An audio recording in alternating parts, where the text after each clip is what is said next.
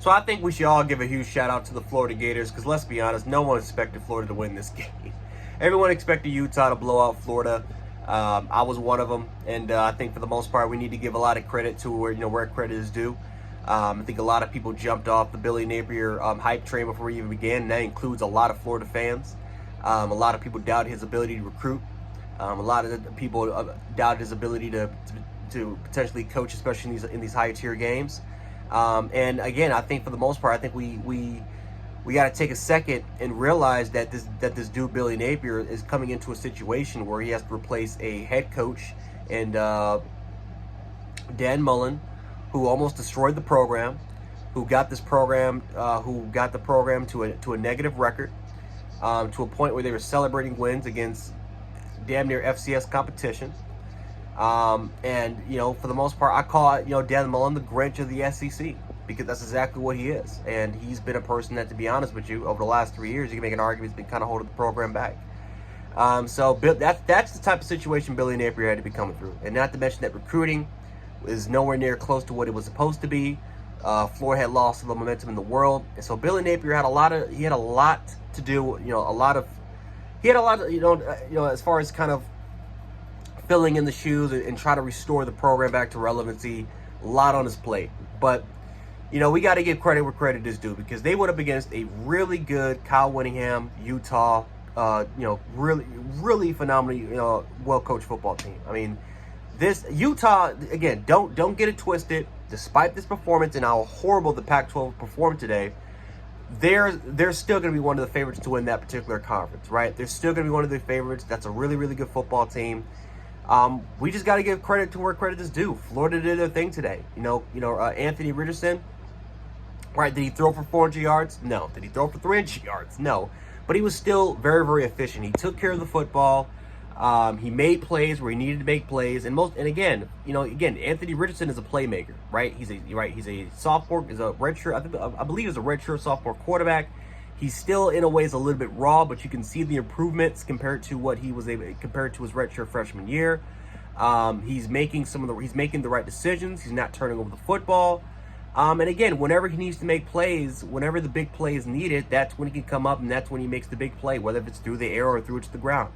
Richardson, when you look at just the upside, I mean, there's a reason why a lot of NFL scouts are drooling over not just his physical capabilities, but it's also his athletic ability. I mean, the dude is 6'3", 250 pounds, and the dude probably runs legit 4.4. I mean, the kid is absolutely physically gifted. So we need to give a lot of credit where credit is due. A lot of people thought that this could be a bust, that we were not going to see any improvement from his game, and I thought that we saw a much more mature version of Anthony Richardson, at least on the field, than compared to what we saw last year. I mean, you saw the leadership, you saw him kind of grow right before our eyes. So really happy that Anthony Richardson kind of showed off today. And again, you saw other players kind of step up. The offensive line showed some improvement, especially in the run department. You saw Trevor Etienne, younger brother of Travis Etienne. He was able to kind of make some plays. You saw their defense at the end make some plays, especially in that goal line stop to get the interception. In order for them to kind of seal it for Cameron Rising. We got to give credit where credit is due. And this was also a really good football game. This was one of those football games that, even though not a lot of people talk about, people were talking way more about the Cincinnati Arkansas game than this. A lot of people thought that Utah was simply going to go into Gainesville and blow them out, but they proved the doubters were proved wrong. Right? Florida proved the doubters wrong, and this was a statement win. Now, we're going to see how good Utah really is, right? This is week 1 of college football. The polls it's really just speculation. There's no proof that this team is going to be is a definite top 10 school. They just based it off of last year entering to this year. That's why I'm not the biggest fan of polls. So we're going to find out if Utah really is that good of a football team, even though I believe that they are. We still have to see it in order, again, because I can say I believe Utah is, can win every single game from here on out, but I just don't know at the end of the day. It's just speculation. So we're going to find out. But if Florida can continue to continue to get better, continue to improve, right? Because like I said, this is a huge confidence booster, beating a top 10 ranked school when a lot of people doubted your ability to win. Then I mean, like I said, the sky's the limit, because right now, the SEC East, it is Georgia and it is everybody else, right? Kentucky kind of struggled. Kentucky, we all know, is not going to do anything. Mississippi State, I just don't really believe in them that much. I just don't. Missouri, we all know that's a no. South Carolina, we still gotta. Again, even though they won their game, we still gotta see more from that. So really, the only contender that I can see challenging Georgia is Florida.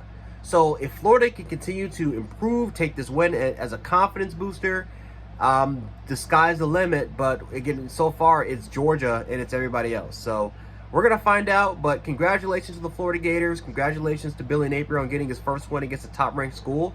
And, again, hopefully we'll see Florida continue to get to turn out more wins, and we can see an outright competition for the East between potentially Florida, Georgia, and hopefully others.